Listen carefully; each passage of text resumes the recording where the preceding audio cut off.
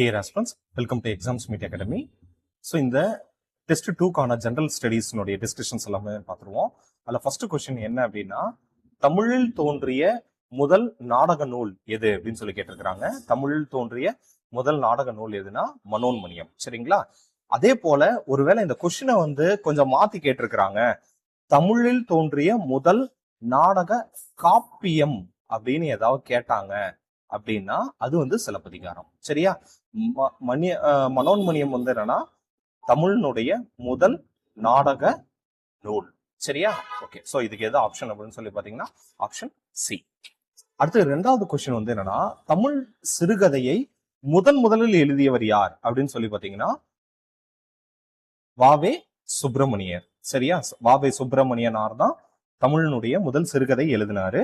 அந்த சிறுகதையினுடைய பேர் என்ன அப்படின்னா குளத்தங்கரை அரசமரம் அப்படின்ற நூல் தான் அவர் எழுதியிருந்தாரு. சரியா? அதே போல என்னன்னா கூப்பா ராசகோபாலன், அவரை நம்ம எப்படி சொல்லுவோம் அப்படின்னா சிறுகதை ஆசான் அப்படின்னு சொல்லுவோம். சரியா? சிறுகதை ஆசான் அப்படின்னு சொல்லுவோம். சரியா? அதே போல என்னன்னா சி.வை. தாமோதரனாரை நீங்க எப்படி சொல்லுவீங்க அப்படின்னா தமிழ் பதிப்புலகத்தினுடைய தலைமகன் அப்படின்னு சொல்லுவீங்க. அதே போல புலமை பித்தனை நீங்க எப்படி சொல்லியிருப்பீங்க அப்படின்னா சிறுகதை மன்னன், தமிழ்நாட்டின் மாப்பசான் அப்படின்னு எல்லாம் என்னன்னா நம்ம சொல்லுவோம். அதே போல என்னன்னா தமிழ் மொழியினுடைய நவீன கதை இலக்கியத்தினை தொடக்கத்திலேயே செழுமைப்படுத்தியவர் அப்படின்னு சொல்லிட்டு நம்ம யாரு சொல்லுவோம் அப்படின்னா புதுமை பித்தனை சொல்லுவோம். சரியா?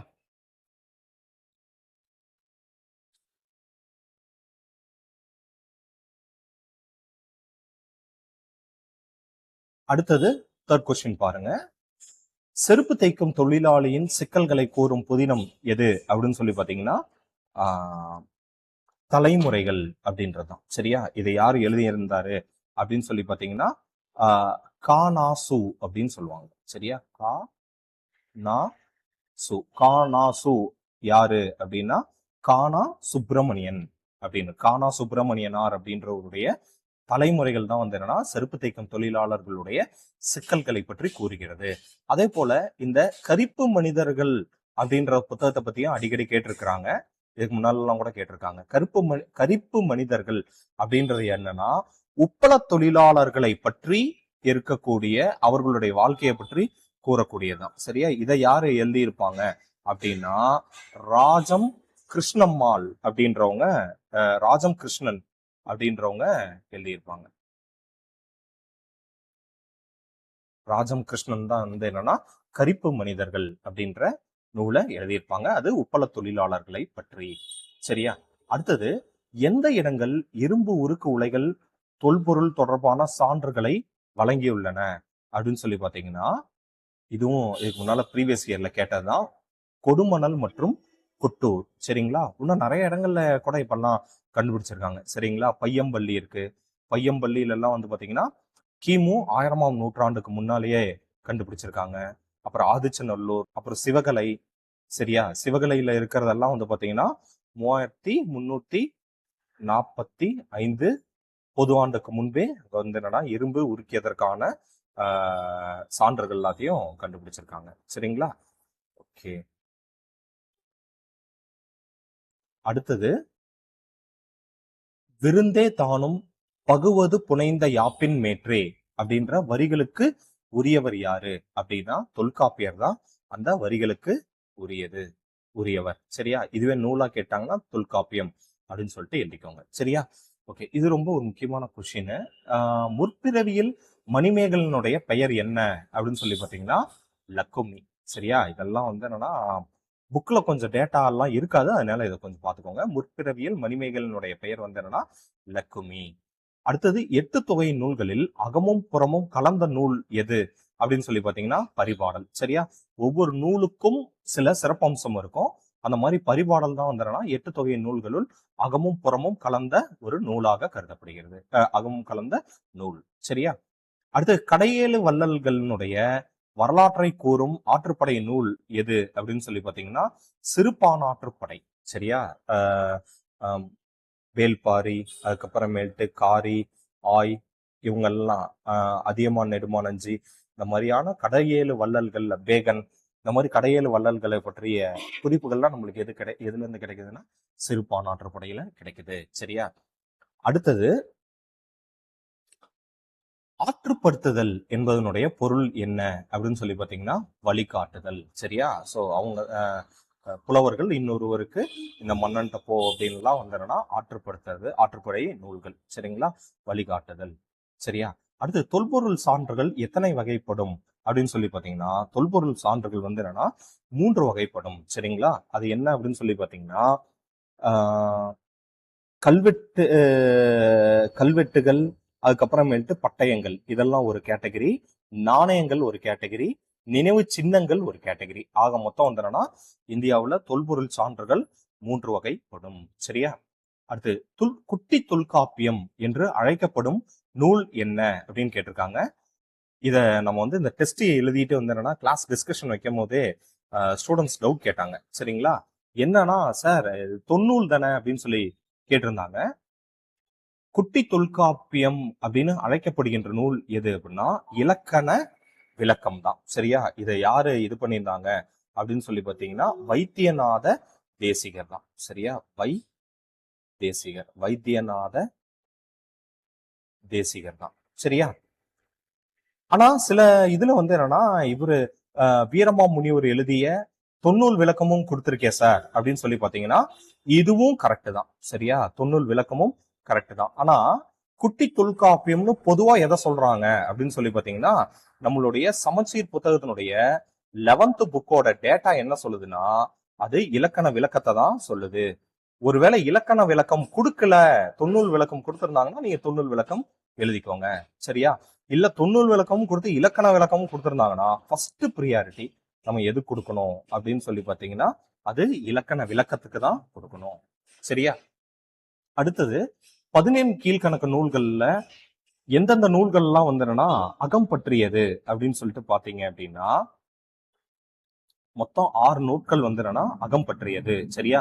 அதெல்லாம் என்னென்ன அப்படின்னு சொல்லி பாத்தீங்கன்னா கார் 40, ஐந்திணை 50, ஐந்திணை 70, திணைமாலை 150, திணைமொழி 50, கைநிலை அப்படின்றதான். சரியா? சோ இந்த 6 நூல்களும் வந்து 17 கீழ்கணக்கு நூல்கள்ல வந்து அகம் பற்றி பேசுகின்றன.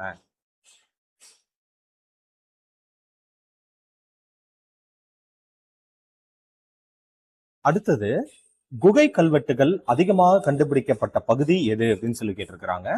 பாண்டிய நாடு. சரிங்களா? பாண்டிய நாட்டுலதான் வந்து பாத்தீங்கன்னா குகை கல்வெட்டுகள் அதிகமாக கண்டுபிடிக்கப்பட்டுள்ளது.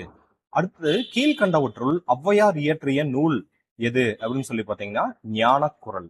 ஞானக்குறள்ன்ற நூல் வந்து என்னன்னா ஔவையார் இயற்றிய நூல். சரிங்களா? அடுத்து வந்து என்னன்னா 15வது கேள்வி. சரியா? சோ 15வது கேள்வி இதனுடைய குறிப்புகள்ல பார்த்தோம்னா கொஞ்சம் இந்த ஏ எல்லாம் கொஞ்சம் வந்து என்னன்னா அலைன் ஆகல, அதனால பாத்துக்கோங்க. ABCD. சரியா? சோ இதுல நம்மளுக்கு எது ஆன்சர் அப்படின்னு சொல்லி பாத்தீங்கன்னா நம்மளுக்கு ஆப்ஷன் டி தான் ஆன்சர். சரியா? சோ மருதத்திணை வந்து யாரோடு தொடர்புடையவர் அப்படின்னு சொல்லி பாத்தீங்கன்னா ஓரம் போக்கியாரோடு தொடர்புடையது. சரியா? அடுத்து வந்து என்னன்னா நெய்தல் திணை வந்து யாரோட தொடர்புடையது அப்படின்னு சொல்லி பாத்தீங்கன்னா அம்மூவனாரோடு தொடர்புடையது. குறிஞ்சி திணை நம்மளுக்கு தெரியும். சரியா? கபிலருடையது. அந்த குறிஞ்சி திணை மட்டும் தெரிஞ்சுன்னா கூட இந்த ஆன்சரை வந்து நம்ம போட்டுடலாம். சரிங்களா? அடுத்து பாலை திணை வந்து யாரோடது அப்படின்னு சொல்லி பாத்தீங்கன்னா முதலாந்தையார். சரியா? சோ அதுதான் வந்து இந்த ஒரே ஒண்ணு கபிலர் குறிஞ்சிக்கு அப்படின்னு நம்ம தெரிஞ்சிச்சு அப்படின்னாலே நம்ம மீதி ஆன்சர் எல்லாத்தையுமே கொண்டு வந்துடலாம். சரியா? அடுத்து, உத்திரமேரூர் கல்வெட்டு யாருடைய காலத்தை சார்ந்தது அப்படின்னு சொல்லி பாத்தீங்கன்னா பராந்தக சோழனுடைய காலத்தை சார்ந்தது. சரியா? உத்திரமேரூர் கல்வெட்டு எதை பற்றி கூறுகிறது அப்படின்னு சொல்லி பாத்தீங்கன்னா அன்றைய காலகட்டங்களிலேயே வந்து பாத்தீங்கன்னா குடவோலை முறை அப்படின்னு சொல்லுவாங்க. சரியா? அதாவது வந்து என்னன்னா ஒரு பானையில நம்ம வந்து நமக்கு தேவையான நம்ம வந்து எந்த ஆட்சியாளர்னு சொல்லிட்டு ஆட்சியாளரை நாம் தேர்ந்தெடுத்து கொள்ள முடியும். சரியா? ஆனா இதுவே வந்து பாத்தீங்கன்னா இது அன்றைய காலகட்டங்களிலே ஒரு ஜனநாயக முறைக்கு ஒரு மிக முக்கியமான ஒரு உதாரணமாக கருதப்படுகிறது.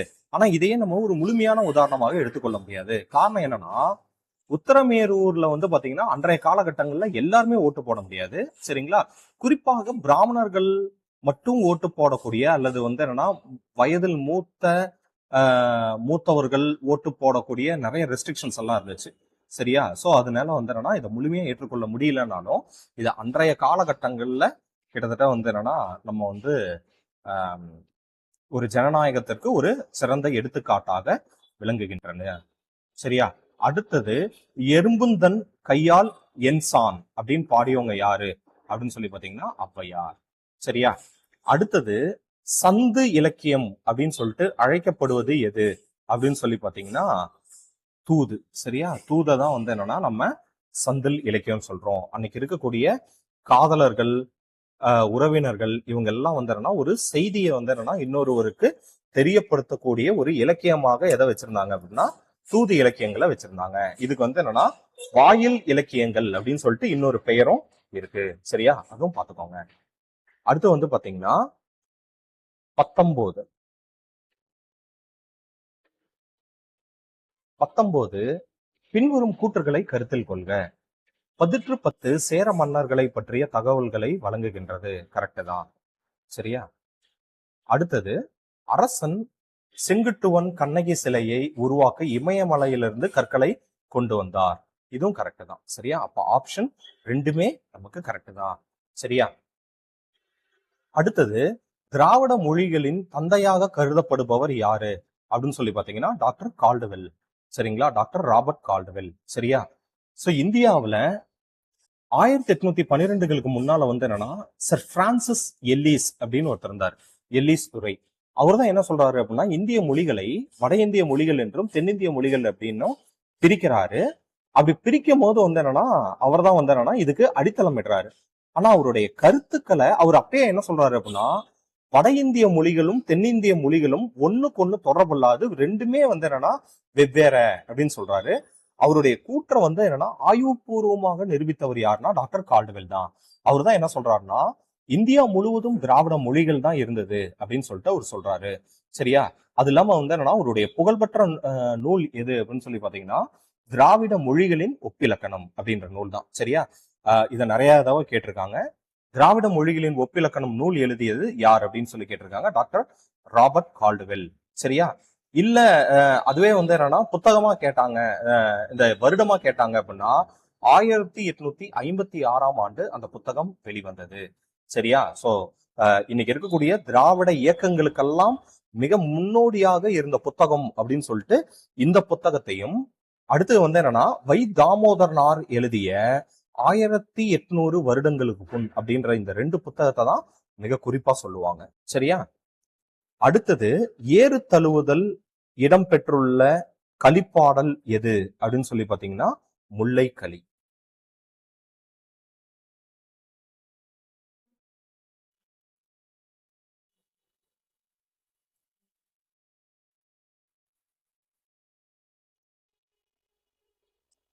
சரியா?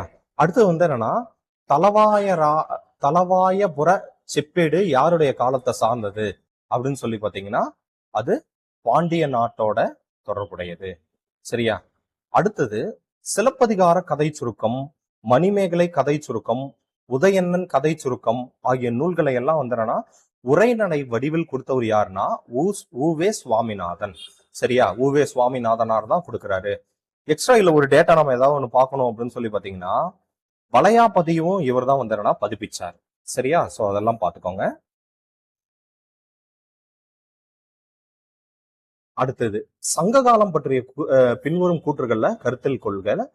தலைநகரில் உள்ள நீதிமன்றம் மன்றம் என்று அழைக்கப்பட்டது.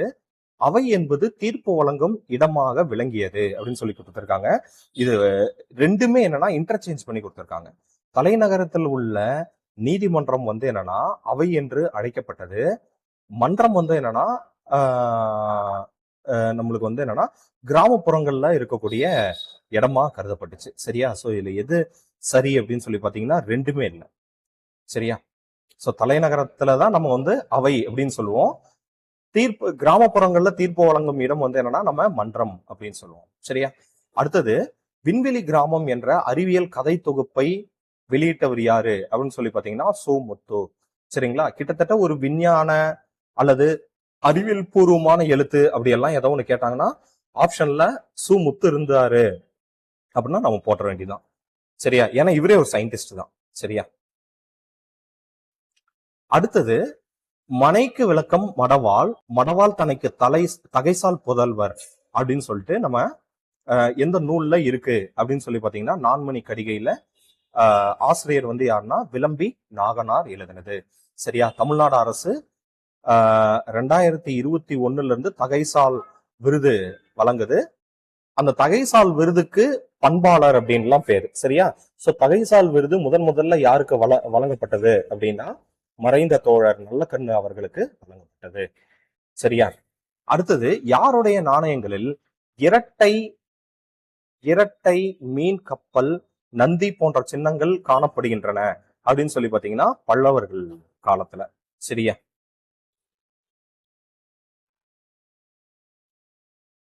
அடுத்தது தமிழ் இதழ்கள் குறித்த தமிழ் இதழ்கள் குறித்து தமிழில் முதலாக எழுதியவர் யாரு அப்படின்னு சொல்லி பாத்தீங்கன்னா சேப்ப நரசிம்மலு அப்படின்றவர் தான். சரியா? பாத்துக்கோங்க. அடுத்தது யானைகளின் எண்ணிக்கையை வான்மீன் பல பூப்பினும் ஆனாது மண்ணே என முடமோசியார் யாரை புகழ்கிறார் அப்படின்னு பாத்தீங்கன்னா ஆய் அண்டிரன் அப்படின்ற மன்னனை பத்தி இது பண்றாங்க. சரிங்களா? சோ இதுவும் பாத்துக்கோங்க. கொஞ்சம் ரேர் டேட்டாவா இருக்கும், அதெல்லாம் கொஞ்சம் நோட் பண்ணி வச்சுக்கோங்க. சரியா? அடுத்தது பிசிராந்தையார் என்ற நாடகத்தின் ஆசிரியர் யாரு அப்படின்னு சொல்லி பாத்தீங்கன்னா பாவேந்தர் பாரதிதாசன் அவர்கள். சரியா? அடுத்து 17 கீழ்கணக்கு நூல்கள்ல உள்ள அறநூல்கள் எது அப்படின்னு சொல்லி பாத்தீங்கன்னா ஆப்ஷன் பி 11. சரியா? என்னென்ன அறநூல்கள் எல்லாம் இருக்கு அப்படின்னு சொல்லி பாத்தீங்கன்னா முதல்ல திருக்குறள் இருக்கு, நாலடியார், நான்மணி கடிகை, இன்னா 40, இனியவை 40, திரிகடுகம், ஆசாரக்கோவை, பழமொழி 400, சிறு பஞ்சமூலம், முதுமொழி காஞ்சி, ஏலாதி ஆகிய நூல்கள் எல்லாம் வந்து என்னன்னா 17 கீழ்கணக்கு நூல்கள்ல உள்ள அறநூல்கள். அடுத்தது தமிழகத்தில் முற்கால பாண்டியர்கள் அமைத்த முதல் குடைவரை கோயில் எது அப்படின்னு சொல்லி பாத்தீங்கன்னா பிள்ளையார்பட்டி குடைவரை கோயில். சரியா? இந்த குடைவரை கோயில் அப்படின்றதெல்லாம் யாருடைய நன்கொடை அப்படின்னு பாத்தீங்கன்னா சமண துறவிகளுடைய நன்கொடை. சரியா? வடநாட்டுல பௌத்த சமண முனிவர்கள் தான் இந்த கோயில்கள் எல்லாம் கட்டினாங்க. சோ அந்த மாதிரி இந்த பிள்ளையார்பட்டி கோயில் வந்து என்னன்னா சமண இதுதான். மதுரை போன்ற தென்பகுதிகள் எல்லாம் வந்து என்னன்னா சமணர்கள் தான் வந்து அதிகமா வாழ்ந்தாங்க. சோ அதனால பிள்ளையார்பட்டி குகை கோயில் வந்து என்னன்னா சமண முனிவர்களால் கட்டப்பட்டது. சரியா? அடுத்தது தமிழில் தோன்றிய முதல் நாவல் எது அப்படின்னு சொல்லி பாத்தீங்கன்னா பிரதாப முதலியார் சரித்திரம் அப்படின்றதுதான். சரியா? சோ இதுதான் வந்து அடிக்கடி கேட்டிருக்காங்க. சரியா? அடிக்கடி கேட்டிருக்காங்க. சோ அது வந்து பாத்துக்கோங்க.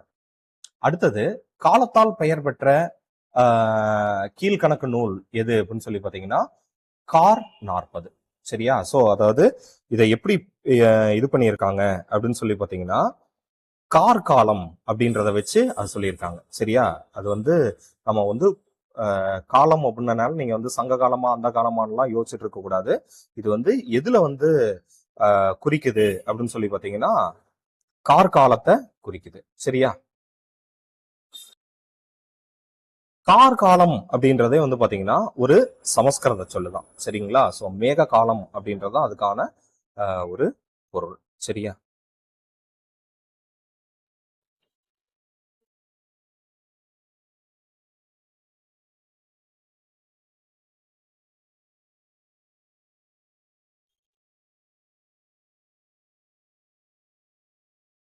ஸோ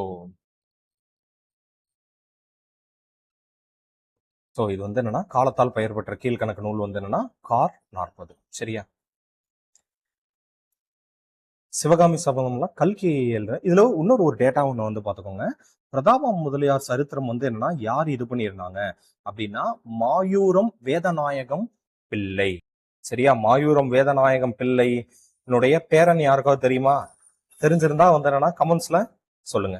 சரியா, யாருக்காவது மாயூரம் வேதநாயகம் பிள்ளை என்னுடைய இது தெரியுமா? இன்னைக்கு ரொம்ப புகழ்பெற்றவர் தான். சரியா, இன்னைக்கு தமிழ்நாட்டுல அவருடைய பேரன் வந்து என்னன்னா ஒரு புகழ்பெற்ற இசையமைப்பாளரா இருக்கிறாரு.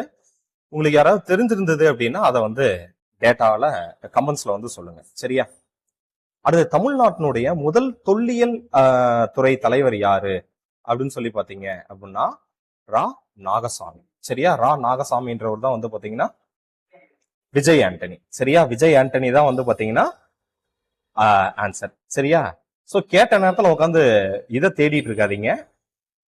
நெட்ல முடிஞ்ச அளவுக்கு இந்த டேட்டா எல்லாம் நம்மளுக்கா தெரிஞ்சிருக்கணும்.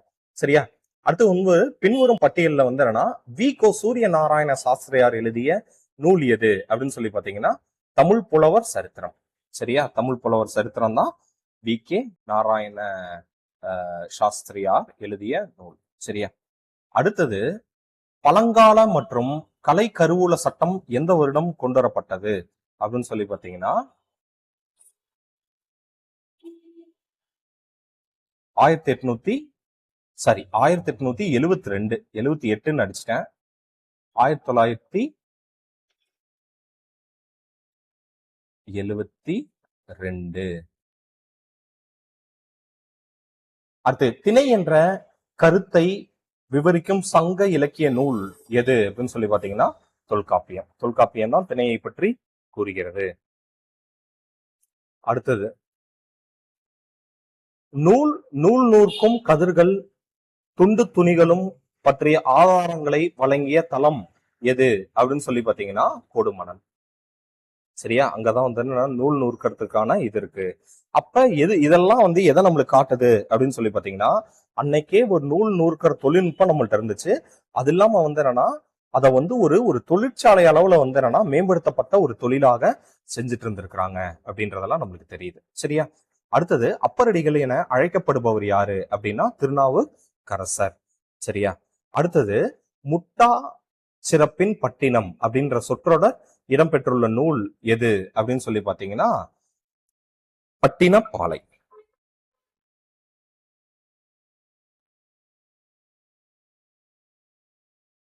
சரியா, முட்டாச்சிறப்பின் பட்டினம் அப்படின்றது வந்து எதை பத்தி குறிப்பிடுது அப்படின்னா பட்டினம் பாலை. அடுத்து வந்து என்னன்னா துகிர். துகிர் என்பதனுடைய பொருள் என்ன அப்படின்னு சொல்லி பாத்தீங்கன்னா மயில் தோகை.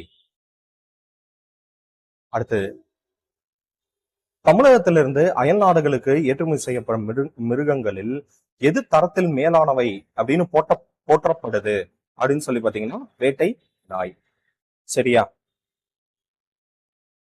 அடுத்தது இது வந்து என்ன அப்படின்னு சொல்லிட்டு பாத்துருக்காங்க. இதை நீங்க ஜஸ்ட் பாத்தீங்கன்னாலே தெரிஞ்சிடும். புதுச்சேரியை வந்து எப்படி நம்ம சொல்றோம் அப்படின்னா பொதுகே அப்படின்னு சொல்லிட்டு இந்த கிரேக்க பயண குறிப்புகள் எல்லாம் குறிக்கப்பட்டிருக்கு. கிரேக்க ரோமானிய குறிப்புகள் எல்லாத்தையும் இது பண்ணியிருக்கு. சரிங்களா, அடுத்து வந்து என்னன்னா மசூலி பட்டணம்ன்றது மசோலியான்னு குறிப்பிடப்பட்டிருக்கு. மரக்காணம்ன்றது சோபட்மா அப்படின்னு பிரிக்கப்பட்டிருக்கு. சரியா, சோ பீக் 2 ஈக்கு வந்து 1. சரியா, கரெக்ட். So option D.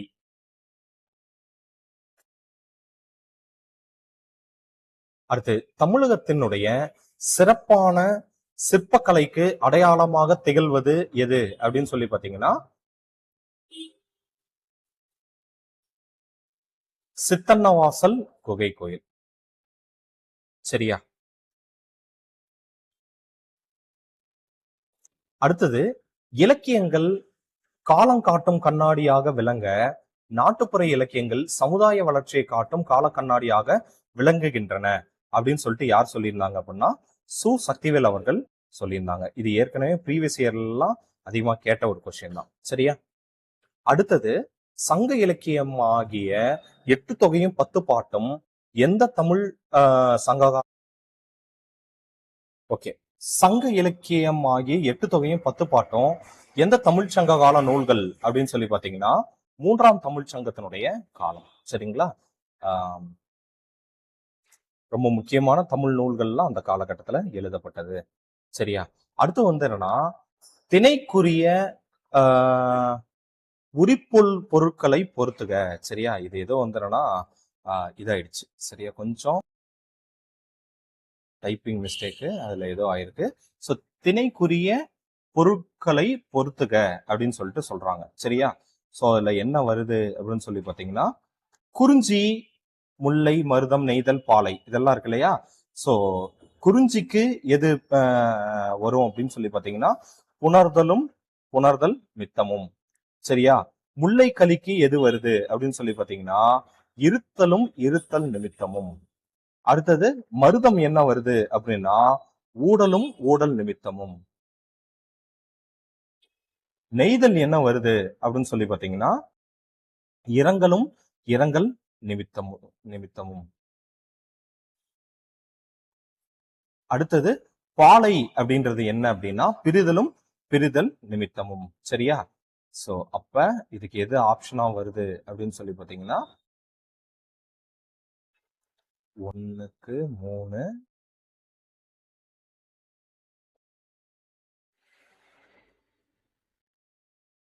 2, 3.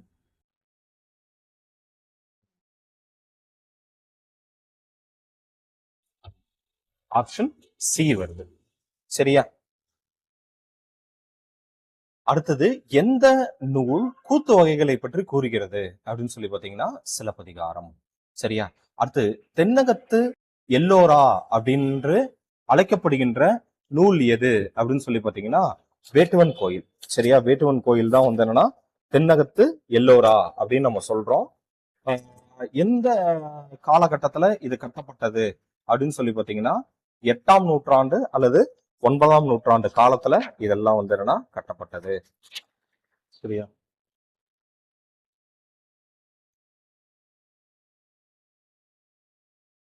அடுத்து எந்த சங்க இலக்கியம் சேர மன்னர்களை பற்றிய தகவல்களை வழங்குகின்றது அப்படின்னு சொல்லி பாத்தீங்கன்னா, 10 அப்படிங்கிறது. சரியா? சிலப்பதிகாரத்துல வந்து என்னன்னா 3 நிலங்கள் சேர சோழ பாண்டிய நிலத்தை பத்தி தெரிஞ்சுக்கலாம். பட்டினப்பாலை எது அப்படின்னா, காவிரி பூம்பட்டினம் அப்படின்ற பட்டினமும் அதை சுற்றி உள்ள பாலை நிலங்களும் அப்படின்னு. இதுல இருந்து நம்ம யாரை பத்தி தெரிஞ்சுக்கலாம் அப்படின்னா, கரிகால் சோழனை பற்றியும் அதே போல பட்டினப்பாலையில் நடைபெற்ற மிக நேர்மையான வணிகத்தை பற்றியும் நாம் தெரிந்து கொள்ள முடியும். சரியா? அடுத்து வந்து என்னன்னா, முக்தி இலக்கியம் அப்படின்னு சொல்லிட்டு அழைக்கப்படுகின்ற நூல் எது அப்படின்னு சொல்லி பாத்தீங்கன்னா, சிந்தாமணி. சரியா? அடுத்து தவறான இணையை தேர்வு செய்க அப்படின்னு கேட்டிருக்காங்க. ஆதிச்சநல்லூர், தூத்துக்குடி கரெக்ட் தான். பொருநல் வந்து என்னன்னா திண்டுக்கல் மாவட்டம். பையம்பள்ளி வந்து என்னன்னா கிருஷ்ணகிரி மாவட்டம்.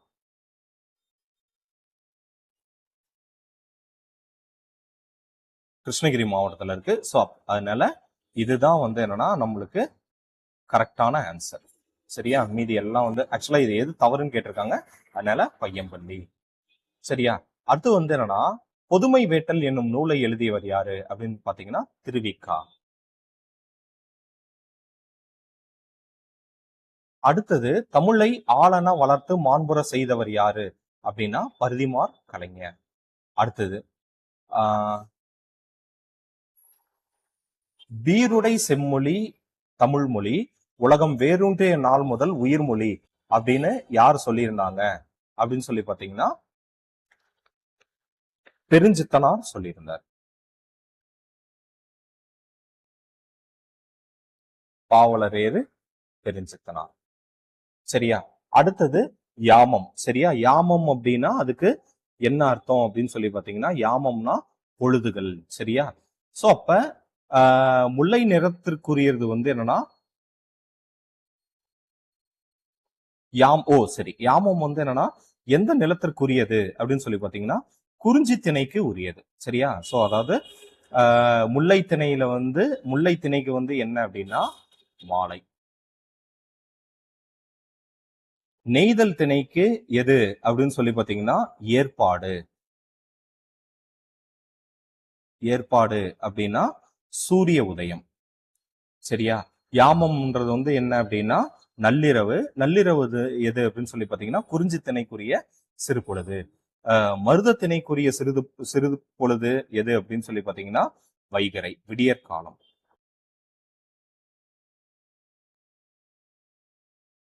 சரியா? அடுத்தது நல்ல என்ற அடைமொழிக்கு உரிய பெயர் உரிய நூல் எது அப்படின்னா நல்ல குறுந்தொகை.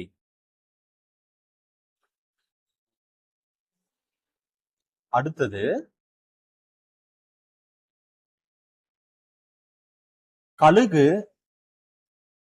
கழுகு சமண குடைவரை கோயிலை கட்டிய பெருமைக்குரிய பாண்டிய மன்னன் யாரு அப்படின்னு பாத்தீங்கன்னா பராந்தக நெடுஞ்சடையன்.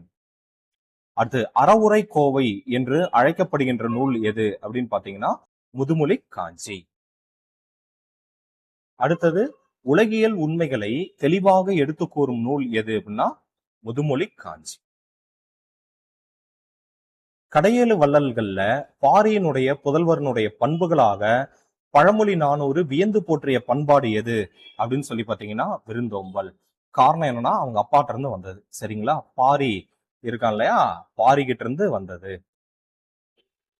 அடுத்தது மன்னனும் மாசற கற்றோனும் சீர்தூக்கின் மன்னனின் கற்றோன் சிறப்புடையான் அப்படின்னு சொல்லிட்டு கூறியவர் யாரு அப்படின்னு சொல்லி பாத்தீங்கன்னா ஔவையார்.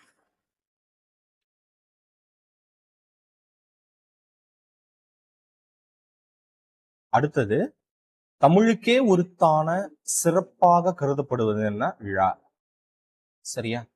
அடுத்தது சேரமான் காதலி என்ற புதினத்திற்காக சாகித்ய அகாடமி விருது யாருக்கு வழங்கப்பட்டது அப்படின்னு சொல்லி பாத்தீங்கன்னா கண்ணதாசன்.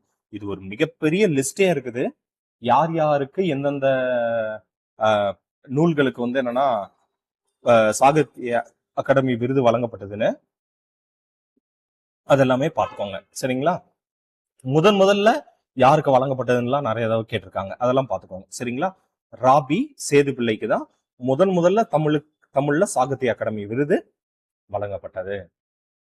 அடுத்து கண்ணகி என்னும் சொல்லினுடைய பெயர் என்ன அப்படின்னா கண்களால் சிரிப்பவள், கண்களால் நகுபவள், சிரிப்பவள் அப்படின்னு அர்த்தம்.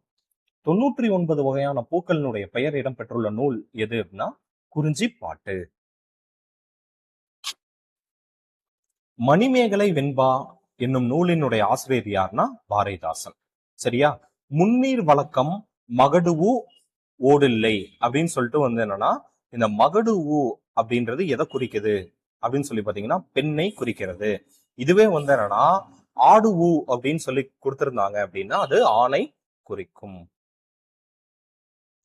இப்போது உள்ள கல்வெட்டுகளிலேயே மிக பழமையான கல்வெட்டு எது அப்படின்னு சொல்லி கேட்டிருக்காங்க. சரிங்களா? சோ இதெல்லாம் வந்து என்னன்னா யூனிட் இதுலயும் வரும், யூனிட் 6லயும் வரும். அதே சமயம் இந்த ஒவ்வொரு கல்வெட்டுகள் சமீப காலகட்டங்கள்ல கண்டுபிடிச்சிட்டு வர்ற எல்லாத்தையுமே பார்த்துக்கோங்க. கரண்ட் அஃபேர்ஸ்ல வர்றது எல்லாமே அது எல்லாமே ரொம்ப முக்கியமா இருக்கும். சரியா? சோ திருநாதர் குன்றம் கல்வெட்டு. அடுத்தது வட இந்தியாவினுடைய முதல் அணுமின் திட்டம் எந்த மாநிலத்தில் நிறுவப்பட்டது அப்படின்னு சொல்லி பாத்தீங்கன்னா ஹரியானால. சரியா? அடுத்து வந்து என்னன்னா இந்தியாவுடைய முதல் செயற்கை நுண்ணறிவு மூலம் இயங்கும் அங்காடி எங்கு திறக்கப்பட்டுள்ளது அப்படின்னு சொல்லி பாத்தீங்கன்னா மகாராஷ்டிரா. அடுத்து தமிழ்நாட்டில் உள்ள பின்வரும் கலிமுக அமைப்புகளில் எது ராம்சார் தளமாக நியமிக்கப்பட்டுள்ளது மற்றும் அதன் சதுப்பு நில காடுகளுக்கு பெயர் பெற்றது அப்படின்னு சொல்லி பாத்தீங்கன்னா பிச்சாவரம்.